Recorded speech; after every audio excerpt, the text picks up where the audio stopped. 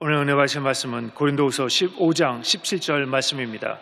고린도후서 5장 17절 말씀을 다 같이 봉독하겠습니다. 그런즉 누구든지 그리스도 안에 있으면 새로운 피조물이라. 이전 것은 지나갔으니 보라 새 것이 되었도다. 아멘. 얼마 전까지만 해도 날씨가 싸늘하고 앙상한 나뭇가지들이 그대로 남아있었는데 요사이 밖을 내다보니까 천지가 봄 기운으로 가득하고 개나리도 진달래도 벚꽃도 활짝 피었습니다. 겨울에는 모든 것이 죽은 것만 같았는데 겨울이 지나가고 봄이 오니까 온 천지가 부활의 생명으로 가득한 것입니다. 여러분, 우리에게도 부활의 소망이 있습니다. 지금으로부터 2000년 전에 하나님의 아들 예수께서 이 땅에 육신을 입고 오셔서 죽으시고 부활하심으로 말미암아 예수님을 믿는 우리도 장차 부활할 수 있는 소망을 가질 수 있게 될 것입니다. 그뿐 아니라 예수님의 죽으심과 부활로 말미암아 우리는 이제 새로운 피조물이 될 것입니다. 우리는 예수님이 십자가에 죽으실 때 예수님과 함께 죽고 예수님이 부활하실 때 예수님과 함께 부활함으로써 새로운 피조물이 된 것입니다. 그래서 고린도후서 5장 17절에 그런즉 누구든지 그리스도 안에 있으면 새로운 피조물이라. 이전 것은 지나갔으니 보라 새 것이 되었다고 말하고 있습니다. 인간은 원래 하나님의 모양과 형상을 따라 지음을 받았습니다. 그러므로 인간은 하나님이 창조하신 모든 생물을 다스리시는 왕같은 제사장을 닮아 지음을 받은 것입니다. 창세기 1장 20절로 28절에 하나님이 자기 형상 곧 하나님의 형상대로 사람을 창조하시고 남자와 여자를 창조하시고 하나님이 그들에게 복을 주시며 하나님이 그들에게 이르시되 생육하고 번성하여 땅에 충만하라. 땅을 정복하라. 바다의 물고기와 하늘의 새와 땅에 움직이는 모든 생물을 다스리라고 하셨습니다. 그러므로 아담이 죄를 지키지 않는 왕같은 존재로서 3차원의 세계를 정복하고 다스리면서 살았던 것입니다. 그런데 아담이 창조주신 하나님을 반역하자 땅을 다스리던 권세를 잃어버리고 말았습니다. 하나님께서는 아담과 하와가 죄를 지었을 때 땅은 너로 인하여 저주를 받아 너희는 내 평생에 수고하여야 그 소산을 먹으리라. 땅이 내게 가시덤불과 은거키를 낼 것이라고 하셨습니다. 이러므로 인간의 죄로 말미암아 하나님 보시기에 좋았던 땅이 저주받은 땅이 되고 마는 것입니다. 그래서 오늘날 인간의 삶에 가시와 은거키가 가득한 것입니다. 부부 간에도 부모 자식 간에도 부재 간에 가시와 은거키가 돋아나고 직장과 사업에도 가시와 은거키가 돋아납니다. 아무리 치우고 또 치워도 계속 가시와 은거키가 되살아나는 저주와 땅에서 살게 된 것입니다. 또 하나님께서는 아담에게 너는 흙이니 흙으로 돌아가라고 하셨습니다. 아담은 원래 에덴의 동산에서 하나님과 함께 사는 존재로 지음을 받았는데 죄를 지음으로 말미암아 병들고 고통당하고 결국은 죽음과 병원으로 영원한 열망으로 떨어지고 말 존재가 되고 만 것입니다. 이러므로 하나님을 떠난 인간의 삶에는 절대 절망뿐인 것입니다. 그러면 어떻게 해야 이러한 절대 절망에서 일어날 수 있을까요? 어떤 사람들은 도덕적으로 훌륭한 생활을 하면 죽어서 좋은 데 간다 그런 말을 하지만 그것은 잘못된 것입니다. 죄의 값은 사망이기 때문에 인간의 행위로는 결코 구원을 받을 수가 없는 것입니다. 여러분, 인간이 구원을 받는 길은 예수님 한 분밖에는 없는 것입니다. 인류가 절대 절망에 빠져 있을 때 예수께서 오셔서 우리를 위해 십자가에서 죽으시고 사흘 만에 부활하셨습니다. 그리고 그의 죽으심과 부활을 통해 우리에게 구원의 길이 되어 주신 것입니다.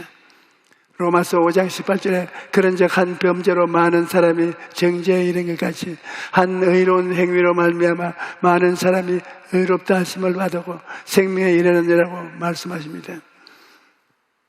아담 안에서 우리가 다 죽었고 아담 안에서 버림을 당했는데 마지막 아담 예수께서 처음 아담이 가지고 온 죄와 죽음을 다 받으셔서 우리를 대신하여 십자가에서 죽으신 것입니다. 이러므로 우리는 예수 죽음 내 죽음, 예수 부활 내 부활이 되었다는 것을 알아야 드립니다. 우리는 예수님이 십자가에 죽으실 때 예수님과 함께 죽고 예수님이 부활하실 때 예수님과 함께 부활하심으로 새로운 피조물이 다 된 것입니다.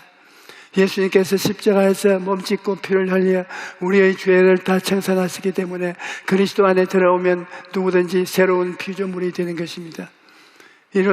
이로운 사람, 거룩한 사람, 치료받은 사람, 아브라함의 복을 받은 사람, 영생복락을 얻은 사람, 영혼이 잘되고 범사에 잘되며 강건하고 생명을 얻되 풍성히 얻은 사람으로 범죄와 변화된 생활을 얻게 되는 것입니다. 여러분, 우리는 예수님을 믿음으로 의롭다함을 얻은 사람이 된 것입니다. 갈라디아서 2장 16절에 사람이 의롭게 되는 것은 율법의 행위로 말미암아야 아니요 오직 예수 그리스도를 믿음으로 말미암는 줄을 알므로 우리도 그리스도 예수를 믿나니 이는 우리가 율법 행위로서가 아니고 그리스도를 믿음으로 의롭다함을 얻으려 함이라. 율법의 행위로서 의롭다함을 얻을 육체가 없느니라고 했습니다. 율법으로는 의롭다 할 사람이 아무도 없습니다. 그럼에도 불구하고 우리가 당당히 하나님 앞에 설 수 있는 것은 예수 그리스도를 통해서 죽고 예수 그리스도를 통해서 다시 산 사람이기 때문인 것입니다. 이러므로 여러분과 나는 이제 하나님 앞에 담대하게 나아갈 수 있습니다. 히브리서 4장 16절에 그러므로 우리는 긍휼하심을 받고 때를 따라 돕는 은혜를 얻기 위하여 은혜의 보좌 앞에 담대히 나아갈 것이라 말하고 있습니다. 이것이 바로 예수님의 죽으심과 부활로 말미암아 오늘날 우리가 누리게 된 가장 놀라운 복인 것입니다. 또 우리는 허물의 사함을 받아 거룩한 사람이 되었습니다. 여러분, 이 세상에서 살면서 허물진 인생을 살지 않는 사람이 어디 있습니까? 그런데 히브리서 10장 18절에 이 뜻을 따라 예수 그리스도의 몸을 단번에 들이심으로 말미암아 우리가 거룩도함을 얻었노라고 말합니다. 예수님은 믿음으로 말미암아 우리가 허물이 없는 거룩한 사람이 되었다는 것입니다. 예수님께서 모든 허물을 다 짊어지시고 죽으심으로 우리의 허물을 사하시고 허물한 거룩한 옷을 입혀주신 것입니다. 그러므로 우리는 거룩한 사람이 되었다고 하는 이 사실을 믿어야 되는 것입니다. 그뿐 아니라 우리는 심신이 치료를 받아 사람이 된 것입니다. 여러분, 아담 이후로 인간은 다 병들었습니다. 영이 병들고 마음이 병들고 몸이 병들고 가정이 병들고 생활이 병들고 세계가 병들었고 역사가 병들었습니다. 오늘날 전 세계가 전염병으로 고통을 당하고 민족이 민족을 대적하여 일어나며 살상과 피 흘림을 즐거워하고 미움과 분노, 시기와 질투, 원한과 원망이 들어차지 않은 곳이 없습니다. 가정으로부터 시작해서 사회와 국가가 세계 전체가 가시밭길을 걸어가며 피투성이가 되어 있는 것입니다. 이러한 병든 세상에 치료받을 곳이 어디 있습니까? 인간이 발견한 정치나 철학이나 과학이나 윤리나 도덕으로 치료함을 받을 수 있나요? 치료함을 받을 수 있다면 오늘날 세상에 이렇게 무섭게 병들어 갈 수 있겠습니까? 여러분, 우리는 치료할 수 있는 분은 오직 예수님밖에 없는 것입니다. 이사야 53장 5절에 그가 찔림은 우리 허물을 내며 그가 상함은 우리의 죄악 때문이라. 그가 징계를 받음으로 우리는 칭환을 누리고 그가 채찍에 맞음으로 우리는 싸움을 받았도다 라고 말하고 있습니다. 예수님은 완전한 하나님이신 것입니다. 예수님 속에는 무절수나 질병이 하나도 없습니다. 이러므로 예수님의 옷자락에 손만 대어도 그리스도의 완전한 질서가 우리 몸속에 흘러들어오고 마는 것입니다. 예수님께서 근처만 가도 모든 무질서는 질서로, 모든 흑암은 광명으로 변화되어 버리고 마는 것입니다. 이러므로 예수님만이 우리의 치료자인 것입니다. 이러므로 우리는 병들었을 때 예수님을 바라보아야 합니다. 예수님을 바라보면 예수님으로부터 치료의 강물이 흘러내려옵니다. 예수님의 옷자락에 손만 대어도 영적인 병, 마음의 병, 도덕적인 병, 가정의 병, 생활의 병, 모든 병이 떠나가는 것입니다. 게다가 우리는 축복과 형통도 우리 주 예수님 안에서 얻게 되는 것입니다. 요한 3서 1장 2절에 사랑하는 자여 내 영혼이 잘됨같이 내가 범사에 잘되고 건강하기를 내가 간구하노라고 말했습니다. 우리는 그냥 사는 인생이 아니라 항상 모든 것에 능력하여 모든 착한 일을 넘치게 하는 인생이 되어야 하는 것입니다. 현재 우리의 삶에 고난이 다가올지라도 예수님을 의지하며 모든 것이 활동하여 선을 이루기 때문에 결국은 그 모든 고난이 축복이 되는 것입니다. 영혼이 잘됨같이 범사에 잘되며 강건하기를 간구한다고 하시기 때문에 우리가 범사에 주님을 모시면 잘되면 좋고 안 되면 좋지 않으냐, 모든 것이 다 좋게 될 것이라는 것입니다. 그러므로 축복과 형통이 우리에게 주어지는 것을 알고 항상 감사하며 살게 되기를 바랍니다. 그리고 주님은 우리에게 부활과 영생을 주시고 천국 시민이 되게 하셨습니다. 여러분, 우리는 다 잠잘 것이 아니라 그리스도께서 강림하시되 그날에 모두 다 부활의 몸을 입게 될 것입니다. 주께서 호령과 천사장의 소리와 하나님의 나팔 소리로 강림하실 때 주 안에서 죽은 자들이 먼저 일어나고 살아남은 우리도 변화되어 주와 함께 영원히 살게 될 것입니다. 이러므로 우리는 이 세상을 살아갈 때 우리를 사랑하시고 우리를 위하여 십자가에서 죽었다가 부활하신 예수님을 바라보고 살아야 합니다. 셋째로 십자가에 죽으신 부활하신 예수님께서 우리에게 주신 선물은 바로 성령을 보내어 주신 것입니다. 사도행전 2장 38절에 베드로가 이르되 너희가 회개하여 각각 예수 그리스도의 이름으로 침례를 받고 죄사함을 받으라. 그리하면 성령의 선물을 받으라고 말했습니다. 예수님은 부활 성천하셔서 하나님 보좌 우편에 앉아 계실 뿐 아니라 오순절날에 성령을 부어주심으로 성령을 통하여 우리 마음속에 강림하셨습니다. 우리 마음이 바로 성령이 거하는 성전인 것입니다. 이러므로 오늘 예수님께서는 여러분과 내 안에 또 내가 예수님 안에 함께 있는 것입니다. 예수님은 우리가 손으로 만질 수가 없고 눈으로 볼 수 없지만 성령을 통하여 우리와 함께 계시는 것입니다. 이러므로 우리가 부활하신 주님과 함께 살아가기 위해서는 성령님을 인정하고 환영하고 모셔드리고 의지해야 합니다. 그런데 성령님은 우리의 생각과 꿈과 믿음과 말을 통해 일하시기 때문에 우리는 생각과 꿈과 믿음과 말을 사용해야 하는 것입니다. 이제 우리는 옛 것은 지나가고 새로운 피조물이 되었다고 생각하고 꿈꾸고 믿고 말해야 됩니다. 그러면 우리에게 와 계신 성령께서 역사하셔서 우리의 삶에 놀라운 변화를 가져다 주시는 것입니다. 여러분은 생각하고 꿈꾸고 믿고 말한다는 것이 얼마나 중요한지 모릅니다. 예수님은 십자가에 죽으시고 부활하심으로 말미암아 우리를 새로운 피조물로 만들으시고 우리에게 오종복음이라는 놀라운 선물을 주셨습니다. 그런데 이 선물을 받아 누리게 하는 것이 바로 4차원의 영생인 것입니다. 나는 예수 그리스도를 통해서 의로운 옷을 입은 사람이다. 나는 거룩한 옷을 입었다. 나는 치료의 옷을 입었다. 나는 축복과 형통의 옷을 입었다. 나는 부활의 영생의 옷을 입었다.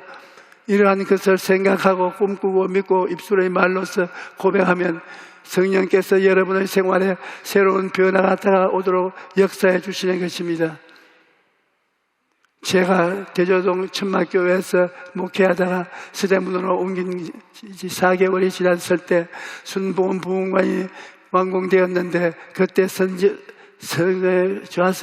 1,500석이었습니다. 첫날 기념예배에 많은 손님들이 와서 축하를 해주고 그날 저녁에 열린 부흥성회에는 더 많은 성도들이 몰려와서 인상인해를 이루었습니다. 그리고 그날 성회에서 걷지 못한 사람이 일어나 걷게 됐네요. 수많은 하나님의 기적이 일어났습니다. 그런데 이러한 기쁨을 오직하지 않았습니다. 첫 주일 예배 인도하는데 당시 성도들이 많지 않았기 때문에 저에게는 1,500석의 좌석이 너무나 거대하게 느껴졌습니다. 그래서 성도들한테 앞쪽으로 앉으라고 하는데 그 뒤로는 빈 좌석이 너무 많아서 마치 성전이 등 비어 있는 것처럼 느껴질 정도였습니다. 게다가 예배에 참석한 할머니와 노숙자들 중에는 설교 내내 잠을 자는 사람들도 있었습니다. 그러한 모습을 보니까 제가 더 힘이 빠지는 것입니다. 그 다음 날부터 저는 전단지를 만들어서 노방전도도 하고 유명한 부흥 강사를 초청해서 부흥회를 열어보기도 했지만 여전히 교회는 부흥되지 않고 제 마음이 점점 지쳐가고 있었습니다. 그런데 어느 날 토미 리더 목사님과 그 아들이 초청해서 부흥회를 가졌는데 부흥회 마지막 날 토미 리더 목사님의 아들이 저를 찾아왔습니다. 그때 제가 아직 전도사였을 때인데 그분이 저에게 말하기를 조 전도사님, 제가 간밤에 전도사님에 대한 꿈을 꾸었습니다. 제 꿈에 수만의 군중들이 모여서 누군가 자신들을 이끌어줄 사람을 기다리고 있었습니다. 그런데 잠시 후 조 전도사님이 그들 앞에 나서자 모두들 기뻐서 전도사님이 인도하시는 대로 따라갔습니다. 앞으로 전도사님께서 수만의 양을 인도하시게 될 것이나 보게 됩니다. 이렇게 제게 말한 것입니다. 그가 돌아가고 난 후에 제가 무릎을 꿇고 하나님께 기도하여 시작했습니다. 하나님, 저의 힘으로는 할 수 있는 것이 아무것도 없습니다. 이제 주님만 의지해서 처음부터 시작하겠습니다. 하나님께서 직접 이 교회를 이끌어 주시옵소서. 저는 순종하며 따르겠습니다. 그렇게 기도하고 있는데 갑자기 하늘에서 저희 마음속에 내가 수만의 양을 인도하리라 그렇게 말씀하시는 것입니다. 그래서 저는 하나님이 말씀하시는 것을 마음속에 꿈꾸면서 그날부터 하루 종일 기도하면서 하나님께 매달렸던 것입니다. 그러나 상황이 금방 달라지는 것은 아니었습니다. 여전히 빈 좌석들이 많았고 강단에 서서 빈 좌석을 볼 때마다 가슴이 답답해서 차라리 눈을 감고 설교하기로 마음을 먹었습니다.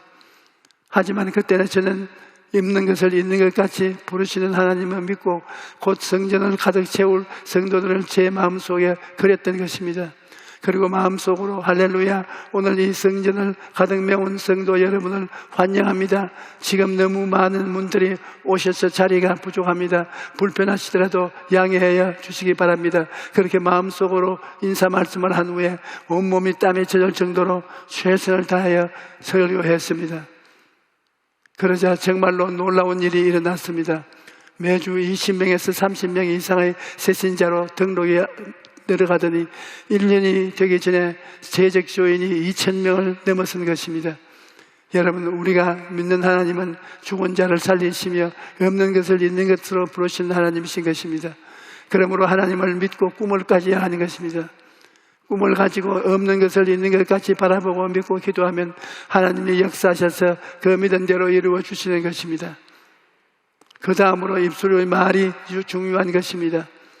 민수기 14장은 27절에 그들에게 이르기를 야훼의 말씀에 내 삶을 두고 맹세하노라. 너희 말이 내 귀에 들린 대로 내가 너희에게 행하리니 라고 말씀했습니다. 그러므로 여러분, 하루 동안 생활할 때 짜증나고 좀 힘든 일이 있더라도 이렇게 말을 하십시오. 나는 새로운 피조물이다. 나는 죄사함을 받고 이롭게 되었다.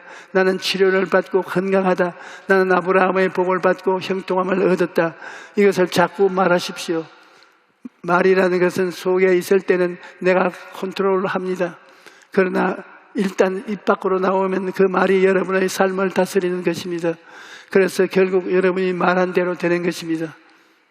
우리는 아무 생각 없이 여러 가지 말을 하지만 그 말이 다 나가서 에너지가 되어서 나중에는 우리에게 돌아오는 것입니다.